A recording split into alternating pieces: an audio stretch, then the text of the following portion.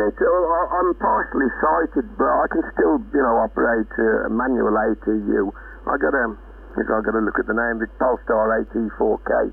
I must say that the quality control at Polestar is terrible. I had a couple of Polestar units. I had a AT5K manual tuner. Didn't work from day one. Sent it back, and I didn't want it back after they'd repaired it. And then I picked up, what did I pick up after that? I had some other ATU which worked. Then I ordered another Polestar AT5K about a year later. Turned up, didn't work. Went back, it was repaired. They found 5 faults with it. All brand new gear this was. Turned up, didn't work. So I thought, right, I got some other ATU and started fooling around with that. Then I bought a Polestar again, Polestar AT4K. It turned up. It didn't work. And my mate convinced me, he says, Tony, instead of sending it back, he says, it was summertime as well, he says, take it outside and put a mat down and take it apart on the garden wall and put all the bits and pieces in a bowl and see what the fault is with it. Well, my vision's okay, but I need really good sunlight. Well, my vision's not okay, but with really good sunlight and lots of magnifying glasses I can usually get by. Anyway, I repaired it myself. This is brand new out the box. So I had 3 Polestar ATUs. None of them worked. So, and Polestar used to be a pretty good company years gone by. The build quality was good, but they just lost their way. And some of these faults, they were from the factory. You got little stickers on them saying tested. Well, they could never have been tested because you literally had swivel joints for the bearings, but they were never connected from new. So how they could have ever tested them is beyond me. And turns counters which were fitted, but the spline wasn't fitted to operate the turns counter. So quality control's gone right down the tubes. I was looking at Alpha, the American amplifier site, and I kind of missed the auto ATU, especially me being a bit of a band hopper. And Alpha, for some years now, they've been designing and testing a 4 kilowatt auto ATU. So if it's rated at 4 kilowatt, it's probably good for 500 to 1,000, but still haven't got any price details on it. But it's on their website. So I might go down that route. I did love that SGC230, I wished I'd purchased an SGC235 years ago, but I think they're still available, but the price is it's rather high. Yeah. Well, the thing is that, you're right, Polestar had a wonderful reputation. When I bought this ATU, which was in, let me see, it would have been about 2010, I suppose, maybe 2009, and it's been flawless. I have to say, it's been absolutely flawless. So, I don't know, maybe there were some bad batches, or maybe they had some disgruntled employees or something, who knows, but this one seems to have been okay, touch wood, so, and they're not cheap, are they? So you expect reasonable quality. And looking inside this one, it does look to be quite well built, although, I have to say, if you can do without the watt meter and, all that sort of stuff, you could, you can build a whacking great ATU, can't you? You can buy second-hand roller coasters and a couple of big capacitors. It wouldn't look the same, but you could do a far better job on homebrewing that, really. As long as you weren't worried about the meters, which, let's face it, you've got an SWR bridge on all rigs these days, haven't you? So it's only, if you've got an external watt meter, why would you, want all these extras, really? But I suppose that's just my own opinion, but, I'm happy with the AT2KD, let's put it that way. It was used daily for about, several years. Not used quite as much now because I got the hex beam for the higher frequencies, but one time I used it all the time, Well, I'm going to get off, Tony. Thanks for a wonderful QSO. It's been superb, and I'll look out for you another day for sure. Do take care and have a happy new year. M1 EUZ for final, G4ODB. Catch you later, Tony. Okay there, Des. I'll have a wander around the bands, and before I do that, I think I might get a bite to eat. So, have a nice day. Mike 1 Echo United Zulu clear. Catch up with you later, Des. Yeah, interesting chat. See you again. Bye-bye. Bye-bye.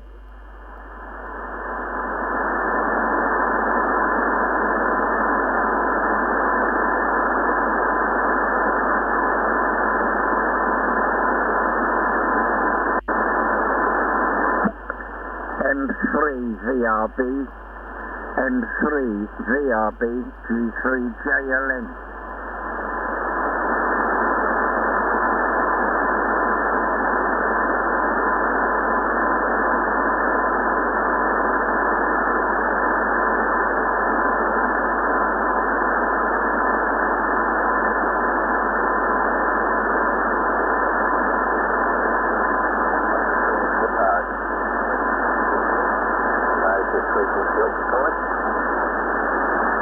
Anyway, John, are you getting me okay from LXXJ? You're only 20 over, so yeah.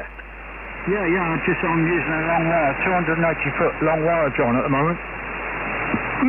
280 foot, that's a fair old bit of wire, isn't it? I could do the same, but I've got a trap dipole up for 40, 60 and 80 at 12 metres, and that does it for me. I quite like that.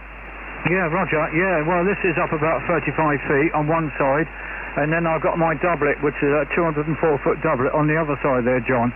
And it's quite amazing. Sometimes one's better than the other, and sometimes there's no difference at all. It's amazing. Yeah, it's the way it goes, isn't it? It's the vagaries of propagation, etc. It's all over the place.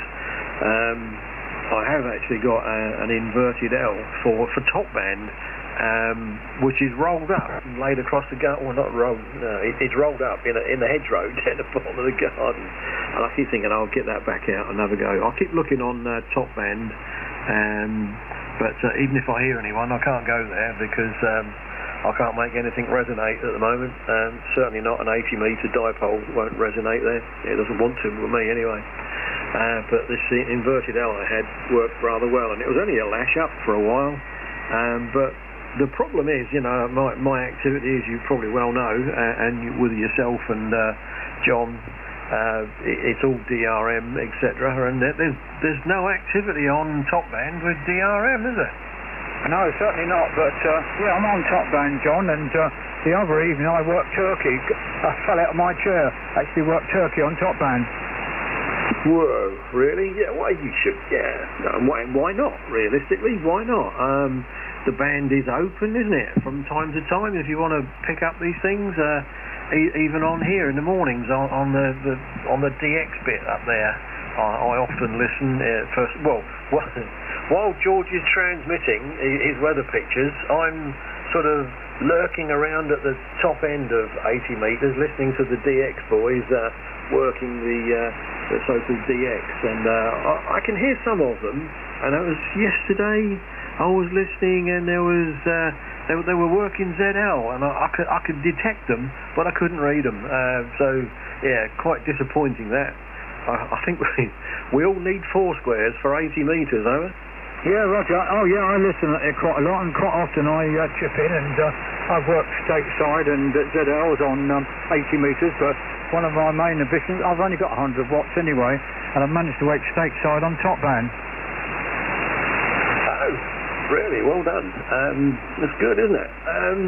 What was I going to say? Yeah, well, I've worked stateside on 6 metres, so, you know, let's not get too excited about it. I found it more rewarding being able to get something across on 6 metres sporadic E than, I don't know, anything else on HF, quite frankly. There's quite a buzz. Yeah, right. Oh, yeah, 6 metres. Oh, yeah, well, I did have up a 4-element beam at 35 feet there, John, and running 100 watts on 6 metres. Yeah, worked stateside. One that I haven't worked is eluding me. I worked at a ZF6 on 6 metres there, John, and that was a nice one. And I've heard a ZL on 6 metres, but I couldn't work him.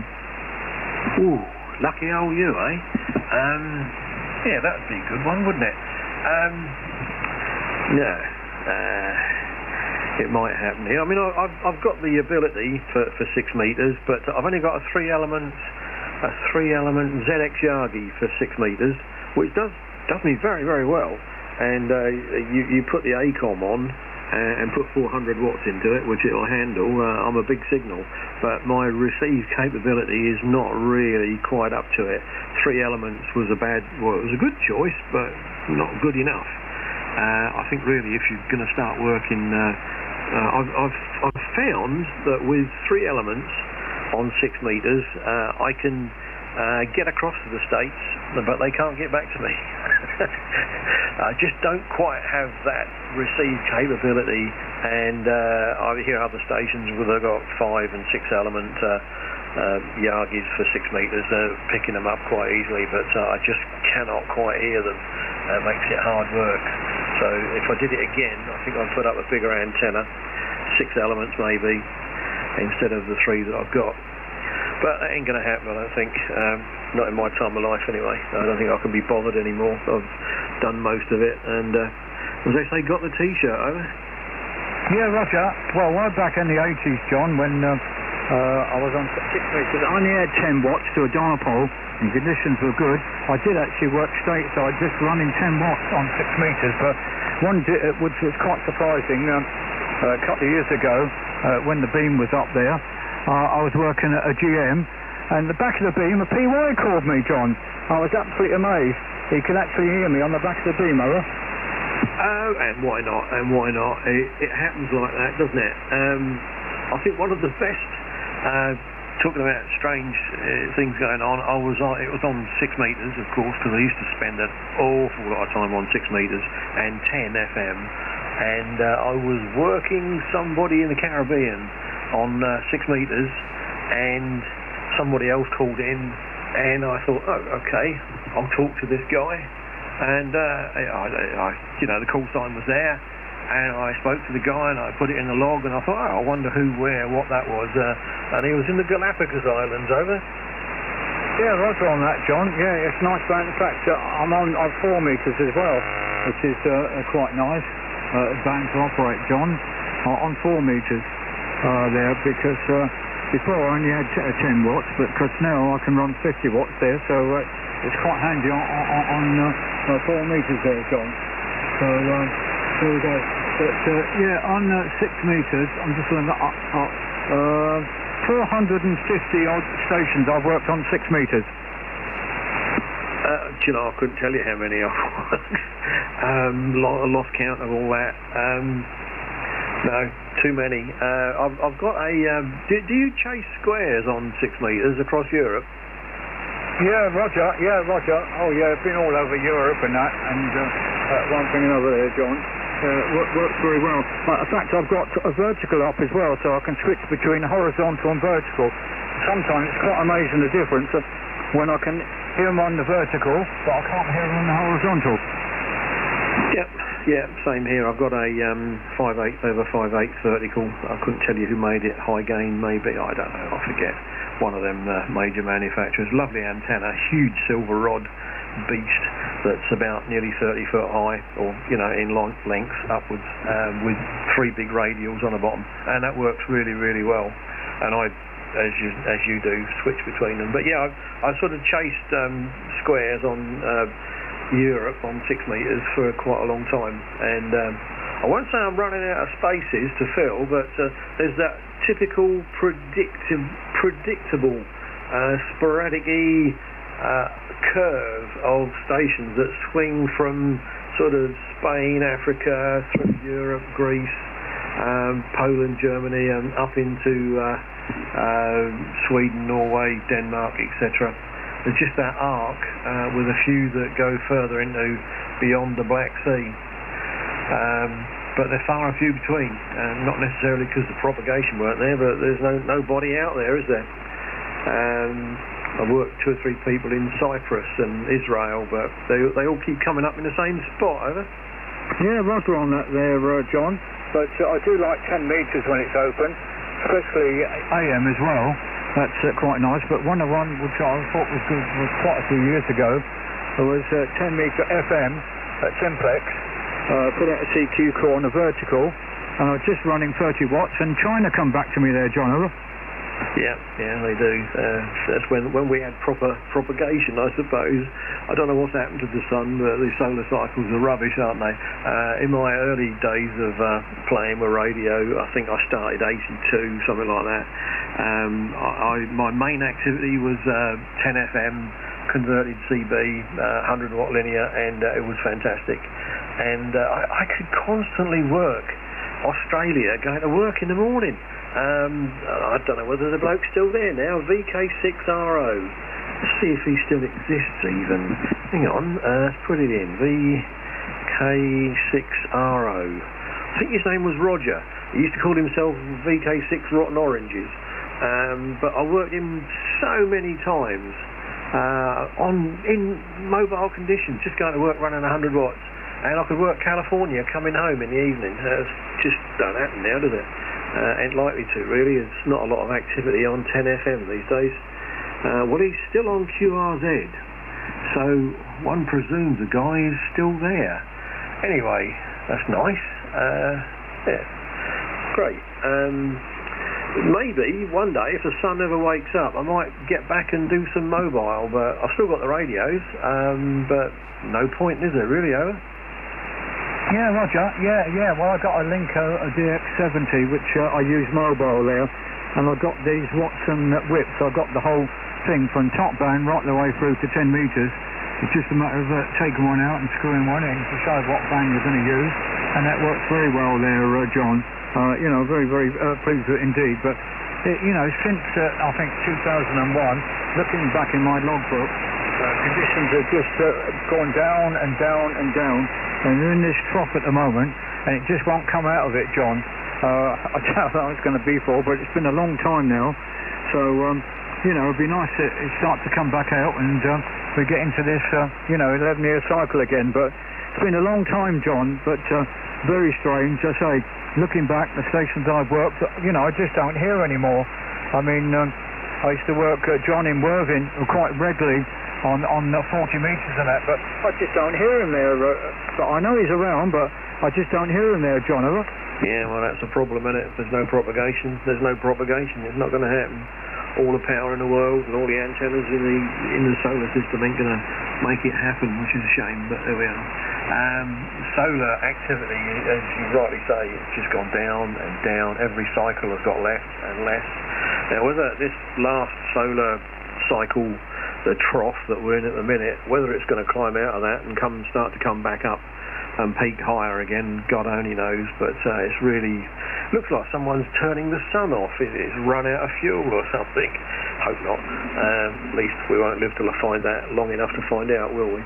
Anyway, Jeff, things to do here, so I'll leave things running, and have a good day. Nice to talk to you, mate. And regards to John, you're not too far from John, are you, down there? I'm sure you're both within shouting distance of each other, aren't you, Over? Yeah, Roger. Well, John's only half a mile away, and it's quite amazing.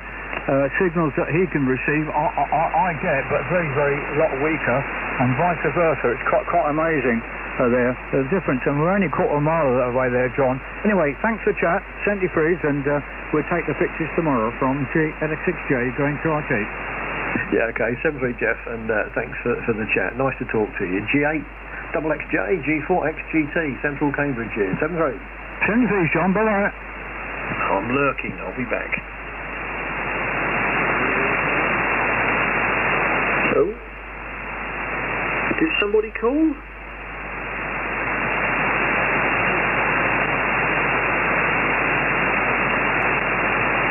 I'm sorry, old man, if you're calling me, you're sort of below the threshold of being workable. You're not readable. I know you're there, and I think you're possibly calling in, but it's not going to happen. I'm sorry, old man.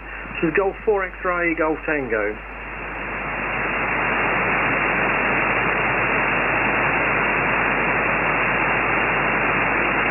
I said before, I think it's probably something I could do something about. Well,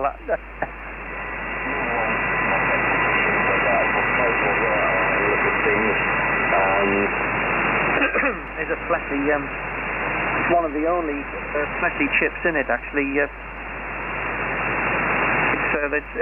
the old 6270. So maybe I can't think of any other reason why it should shut down, but certainly not Vox dropping out. So I would hear it here, you know. Yep.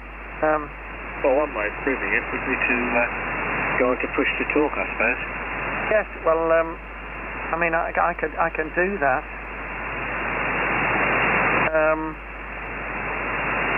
Okay, well, I've got... can you hear any mechanical noise? No. Okay, well, I'm on press to talk now and letting go, you know, as the box would do. Okay. Yes, okay. Yeah, well, I don't know. It must be mad to even think about embarking on something like this, but it should be relatively easy. Well, no, sorry, it's Henrietta. That was the last, well, if I say major Hoover, we bought, might have been 4 or 5 years ago now, but it's never had that much use. And Jan wanted something very light, so we've got the Dyson that you push the battery into a holder when you hang up the Dyson, and of course it charges up and ready for you and for the next use.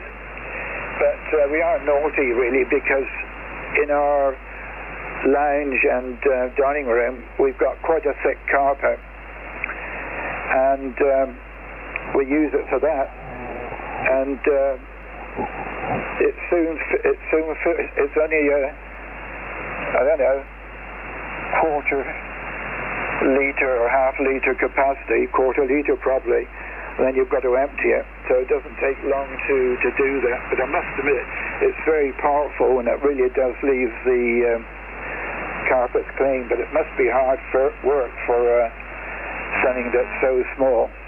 Anyway, that's enough for me. Lovely to hear you coming in this morning. Give our regards to Roz, Phil.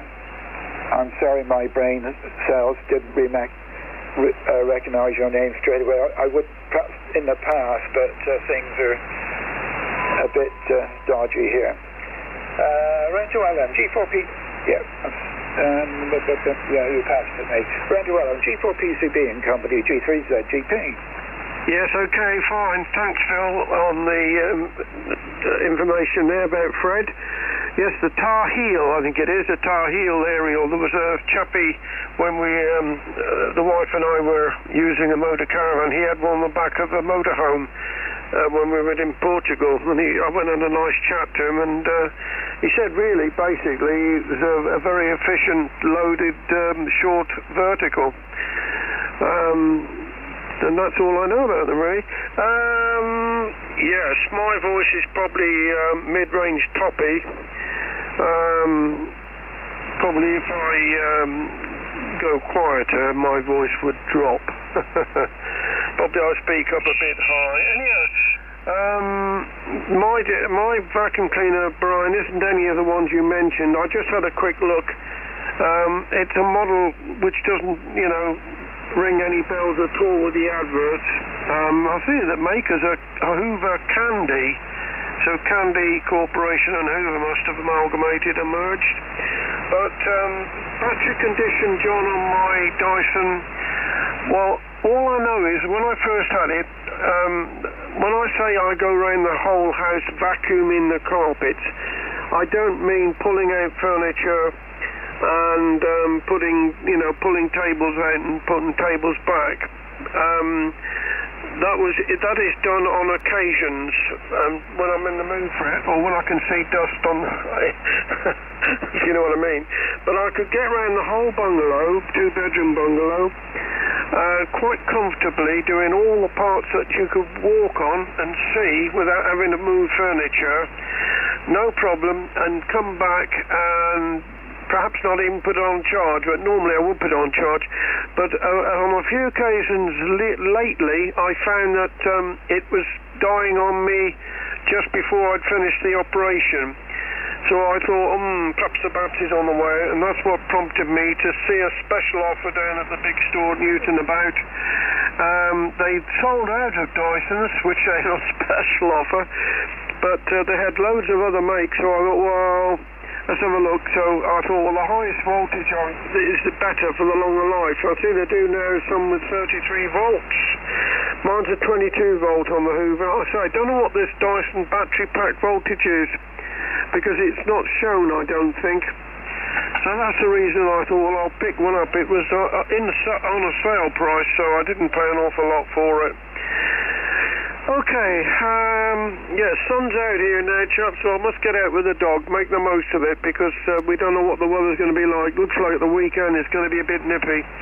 So I wish you all the very best, all stations on frequency, and anybody listening, this station G4 Papa Charlie Bravo, throwing it up in the air, if not called QRT. Cheers all. Yeah, can I have a quick break, please? Yes, it comes to you, doesn't it?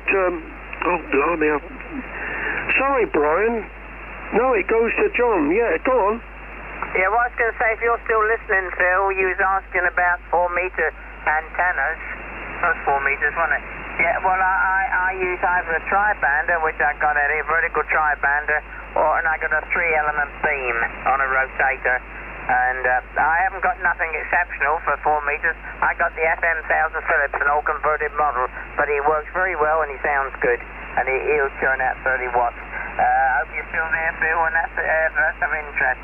When I monitor, I usually monitor 7450, and I give the odd call now and again, Phil. Are you still there, Phil, over? Yeah, thank you for that, Brian. Much appreciated. Yeah, thanks very much. Yeah, I've got a Diamond 2000, but I'm thinking of swapping it for a 4 meter and just a 6 meter vertical. That's what I'm thinking about at the moment, Brian, over. Yeah, okay, Phil. Well, you know, if you can let me know sometime on this band, and if you want to test, there's no problem. I can usually get down into and over to Wales up here on 4 meters, and up as far as Nigel at Norton Fitzwarren. Okay, then I'll put it back to now. Where does it go to now, Alan? I'm going QRT, and probably be about in the morning. So I'll put it to you, Alan. I think you said it goes to John. G4 PCB, G2 IVO. Just briefly listening and then switching off. Cheers. Cheers, Brian. Yeah, 73, Brian, no other comments. I don't think you asked me a question, did you, Brian? Because I just walked out of the room and back. Negative. Okay, all the very best to you and anybody else. I'll leave the receiver running. Cheers, chaps. Bye-bye. Over to John, G4 PCB.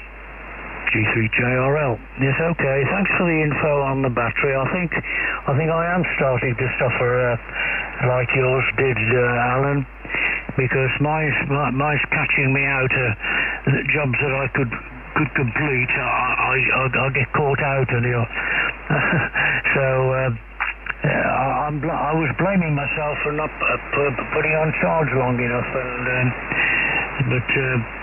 I don't do what Richard does. Richard plugs it in and leaves it to charge up. I only charge it up when I want it. So I don't do that. So and I was blaming myself, but it sounds as though it's going the way yours did. So I can probably look forward to having to purchase another one. Although it's still working fine. Okay. Well, nothing to add really. So and the time's gone on, so I'll say 7:03 to you all. Hopefully be with you tomorrow, and it's looking quite settled now to the south. I lost signal, and the first thing I noticed was that the electric fences weren't present on the S-meter. If the receiver is squelched, I don't hear them. The signal comes up, hear them superimposed on the signal, but if there's no wanted signal, I know they're there because they're there on the S-meter, they're bobbing up and down, but I don't. You've disappeared. Have I? Yeah. You come back now. Yeah. That's the Vox again. Say, see, I've got to tend to the Vox setting this end. I wonder if Harry's around. G3 and HR.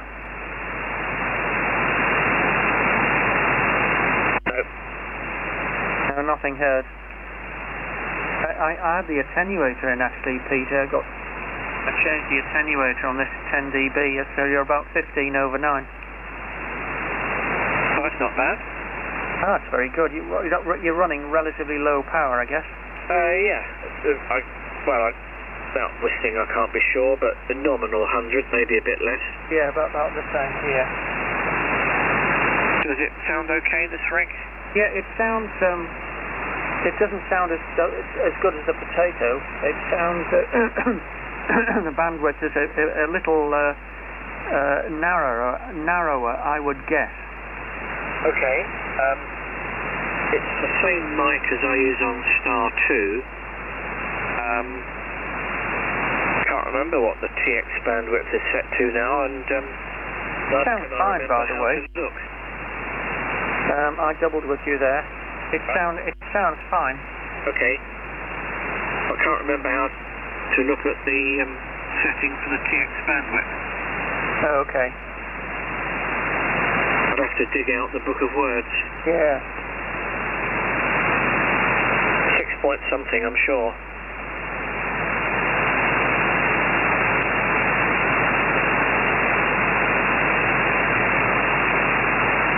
Yeah, so, did you say you were going to use the DDS from the other Star? Yes, from the defunct Star, or at least you use that initially, and then probably try this. Is it SDR kits? They do a it's quite a reasonable price, a PLL type VFO. Which will give you the offsets and all that, high side injection and so on. So that's the rough plan. Yeah, that's the SI something or other 70. Yes, I mean it's been around for quite a while. There are different versions of it, and they give different outputs. Square wave or sine wave, and they have different upper frequency limits, but I think it's the cheapest version which will do for me. It's about 40 quid, I think. Okay.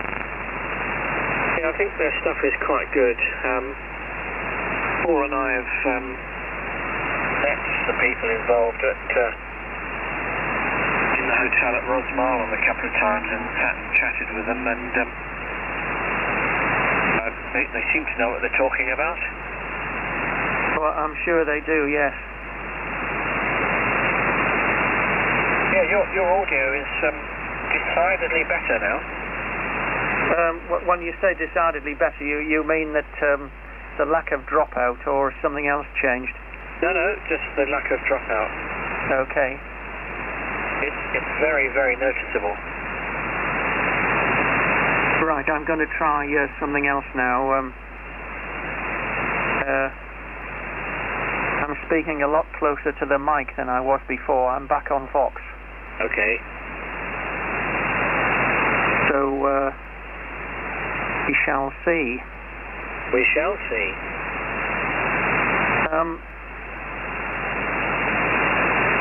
Yeah, well,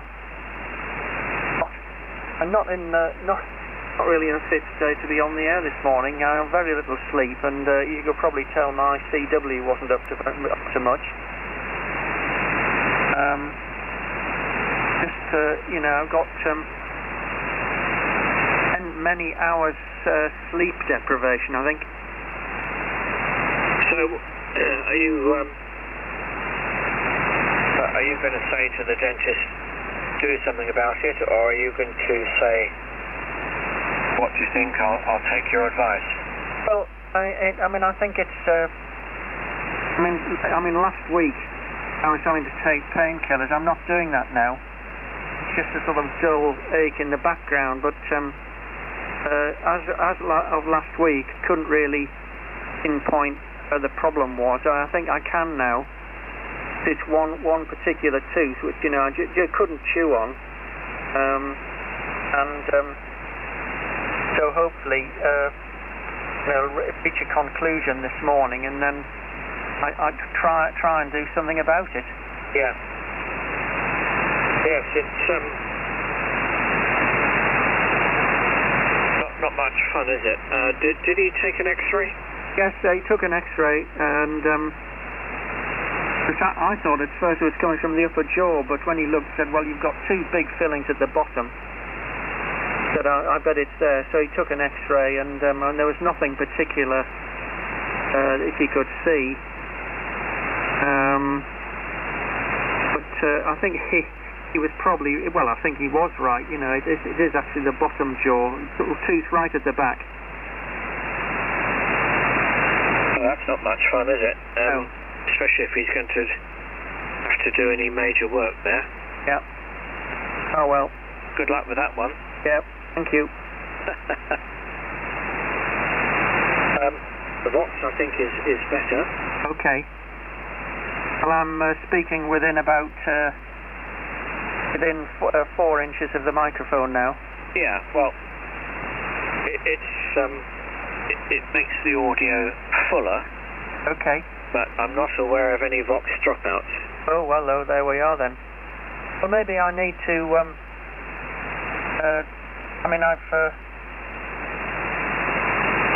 I've turned the, I can turn it up, can't I? I don't know why I did that.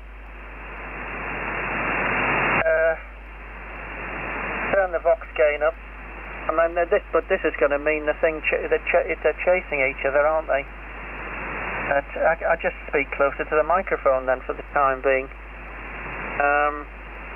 If I turn the audio up really loud, it starts to trigger the Vox, but it's all right at the moment. Yeah. Well, it probably helps the audio a bit. In terms of readability and comms quality, maybe the out-and-out quality is not quite so good because you're pushing things just that little bit more, but there's absolutely nothing wrong with it, and I think most people probably would prefer it. Okay. Well, I'm not pushing it in terms of our output. That stays the same. Oh yeah. No, I'm not suggesting that. Just the audio drive, Yes. Okay. Okie dokie. Well, thank you for that anyway. Well, I know, that issue has always been there, and you've always said it's not Vox because it's not, the receiver is not coming back on, but I think it must be. Okay. And that, in a sense, is good news because it's a lot easier to fix than if it was the Vogad issue. Oh yes, indeed it is, yes. Just by the way, I can't remember, it's a completely unrelated subject. When you finished QSO at some point last week, I can't remember whether it was after one of the home BrewNet sessions or whether it was this session. There was a station that called you that I think you knew from long ago because you were talking about mobile. Yeah, that's Chris, G3 X-Ray Fox Echo. Yes, I've often wondered where he is, and because he's not in the book, as far as I know. He's down in Sussex.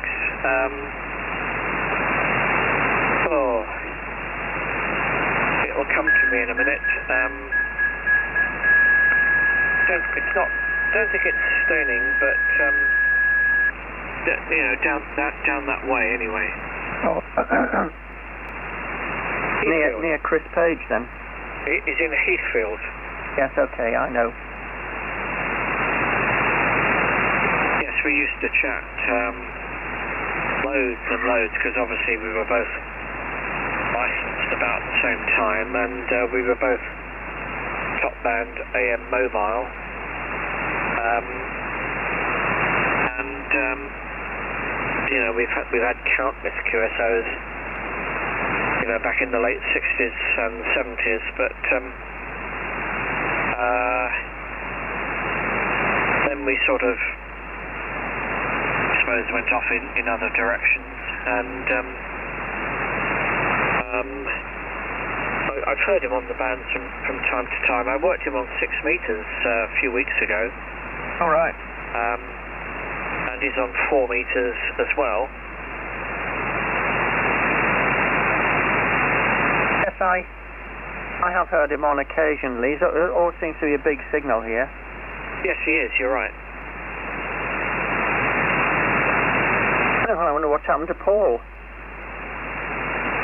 Well, I imagine he's still talking to the alarm people. Yeah. And no Harry this morning. Are you there, Harry? G3NHR. Nope.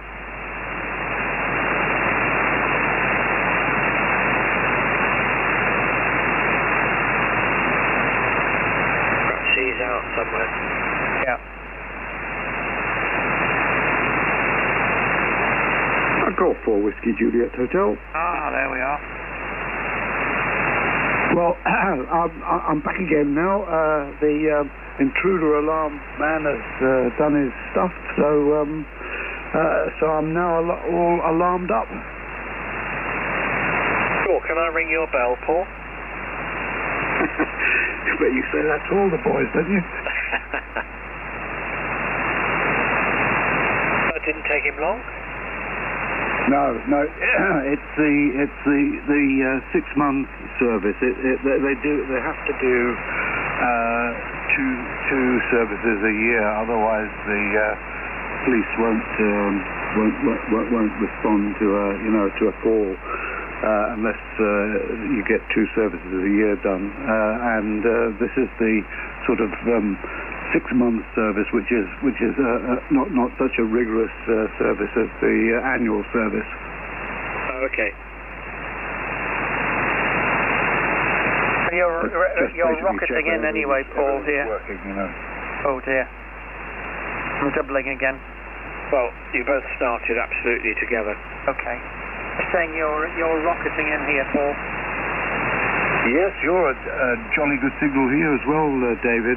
At least 10 over 9. Yeah, yes, you're about 10 to 15 over. Peter. I'm sorry I had to break off at the end of your explanation of what your project, but it sounds like an interesting little project, David. Have you got all the bits now to get started?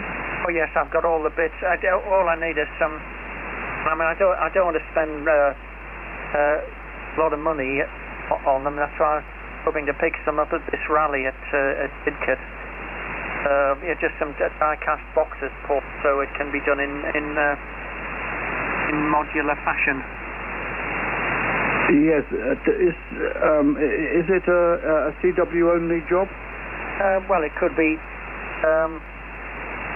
It could be both. I mean, I've got all the bits, to do both modes. And is it TX as well? Oh, no, it's just going to be a receiver. Well, I mean, it could be a TX, but just really an experimental receiver, Paul, at the moment. Ah, right, understood. Yeah, I kind of assumed that it had transmit capability. That's why I asked about CW. But very, very interesting. I guess you'll be starting pretty soon on it. Well, I wouldn't say that. I mean, I must be mad, really. I mean, why do it? It's just I've known about this high-CAS IF system for quite a while. It originally appeared in QEX, I think. It's a West Hayward design, if you look on YouTube, there are several implementations of it, and it should make a nice quiet receiver. So that was the motivation. I saw this advert in Sprat, this guy doing kits, so I thought, well, I'll have a go. Yeah, absolutely. Why not? And I mean, you progressed from valves as well, David. Yes, thank you, Paul, for that. Yes, I have. Well, yeah, well, not quite. I've still got some valves here. You know, they're on almost every day, and I'm listening to them now. But yeah, you know, it's something I understand. Well, no, I don't understand it really. I understand it a little bit. And you know, it's something to tinker with, Paul. And you know, you can adjust filters and heat things and null things, and you know, to me, that's where the fun is. Yeah, understood, David. Yeah, absolutely. Yes. What was I going to say? It's gone completely out of my head now. But anyway, I look forward to transmitting to you on your new receiver before too long, David. So yeah, excellent. SDR kits, they're the ones, Peter, that we came across in Rosmarland, weren't they? That's right, yeah, and can't remember the other chap's name. Yes, that's right. That's good outfit. I've got their little... The principal guy there was a chap from Holland, wasn't he? Yeah, that's right. Jan has got a PA0 or PA something call sign. Yeah. I've got one of their kits. It's a USB controlled oscillator. You can program in any frequency, well, up to a certain limit. I've not used it for ages, but it works. It's a very nice, very high quality printed circuit board. Yeah. I think they do a number of those things. I think they also do things like frequency standard modules, GPS. I think GPS controlled frequency standard modules as well. Yeah, I think they do a GPS locked oscillator. That's right, and I mean they do a VNA kit as well. So that's a good company, and I mean the prices are quite reasonable. Yeah. You've given up the idea, I guess, David, of the N2PK VNA. Yes, I have really. I mean, I acquired most of the bits, but I never got around to doing it. I should pass them on to somebody else, actually. Mind you, I don't know whether that's... Yes, they... I should think somebody would be quite grateful for, you know, if you've got most or all of the bits, it saves quite a lot of work on somebody's part, you know, sourcing all the components. Yes. I don't know why David can't get fun out of the same thing I do, Paul, which is basically, to put it crudely, connecting things up the wrong way round and then trying to fix them afterwards. You know I blew up that 4-meter PMR rig. Yeah. The relay problem I had on the 4-meter amplifier, I sort of a bit delicate, you know, I had to take the board out, unbolt the A transistor from the heatsink and all the rest of it, undo all the connectors, this, that and the other, take the board out of the box and get to the relay, well, find out which relay contact was open circuit. Did all that, took the relay cover off, cleaned the relay contacts with a very, very thin, narrow piece of paper soaked in mess. That seemed to cure the problem. I put it all back carefully and it was all obviously going to work.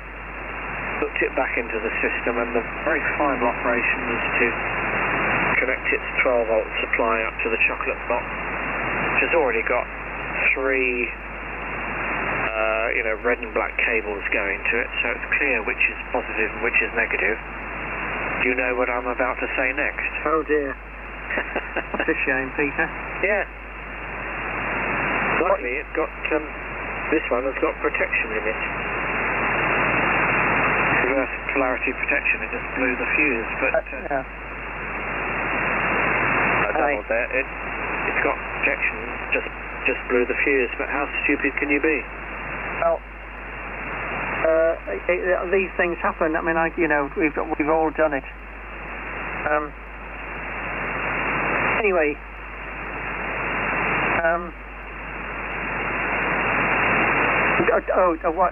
yes, I assume there's been no further progress with that defunct 4-meter set. No, I'm actually going to drop. What's his name?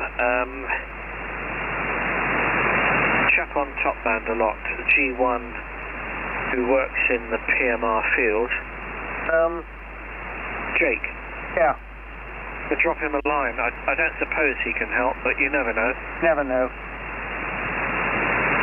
Oh well. I think time's getting on, chaps. I think I'd better pull out. And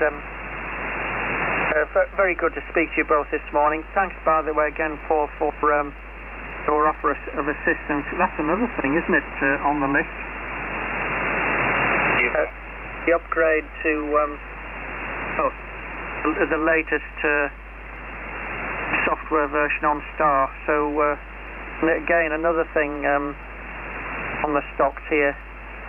Anyway, Paul, thanks for your kind offer on that. And I'll be in touch as and when if I need assistance, which I'm sure I will, even in terms of how do I go with the software and so on. Of course, the first thing to do, I should well, have I asked Peter's permission? I think I probably had in the distance past, but never actioned it afterwards. But I did speak to him the other day about it and explained what the situation was. I don't think he had any qualms about it. Anyway, there we are. Take care, both. To Anne, love to Jenny, and speak to you soon, I hope. GB-XJS, G4WJH, G4HMC signing. Yeah. Okay, just a hint. Now you've gone back to Vox, it's just a hint of that audio intermittency. Not as bad as it, has been. And I still don't think there was any sign of it whatsoever when you were on push to talk. So clearly something there needs a bit of attention, a bit like my Vox. But good to hear you, and love to Sarah, of course. Hopefully see you Friday, Tuesday, if not before. Hope all goes well at the dentist. From G3XJS. Cheers, David. Over to you, Paul. Yes, 73, David. Sorry to have had to nipped off like that so rudely after you'd given a lengthy explanation of what you were up to.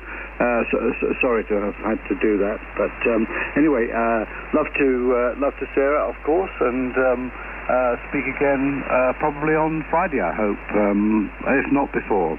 So 73 for now, David. This is Golf 4 Whiskey Juliet Hotel.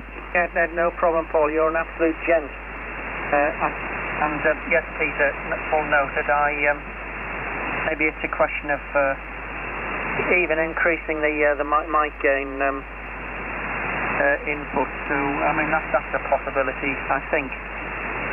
So, all the best, chaps. G4HMC now closing down. Bye-bye. Cheers, David. Take care. Yeah, cheers, David. Speak soon.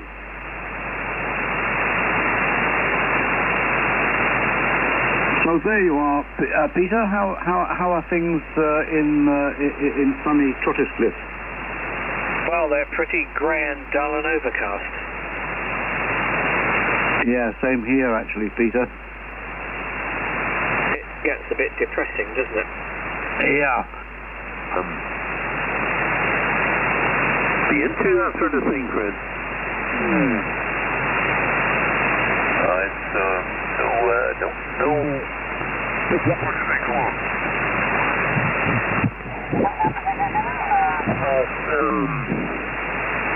There's an awful lot of amateur radio equipment. You know, I'm thinking about the stuff that's all solid state. All solid state. But it could be, say, 30 years old. You know, I can't see anybody being interested in that. And any of the new stuff. Oh, God. No, I don't know what way it's going to go, Fred. Back to you from GI4CZW.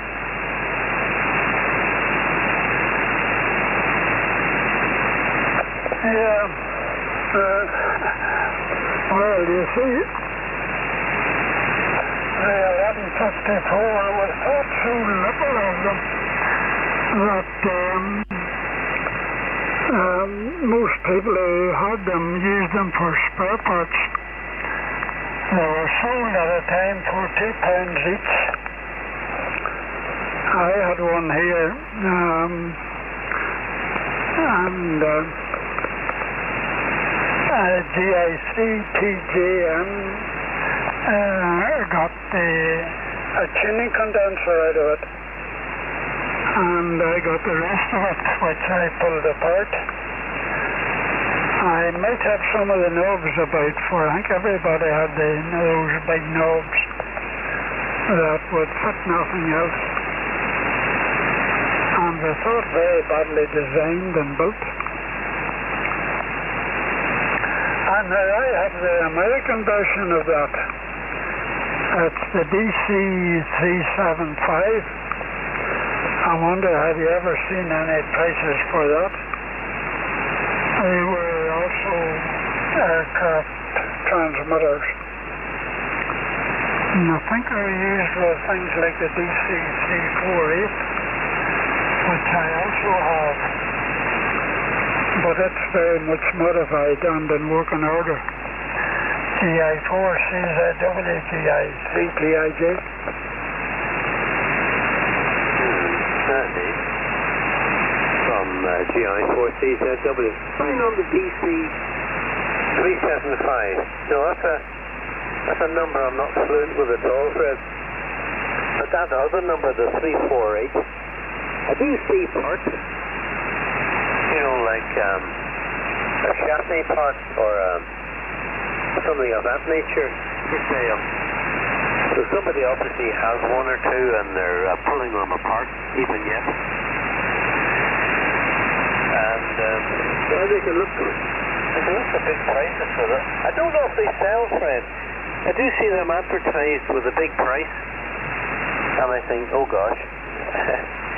And but whether or not they're getting sales, I don't actually know.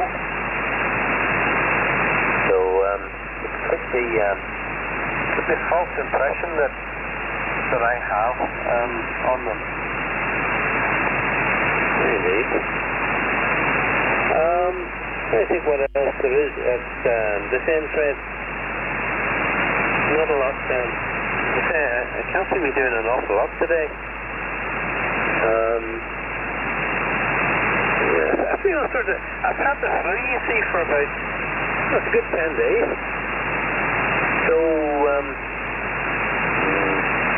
don't know. And I don't know, Fred. GI3TIJ, GI4CZW.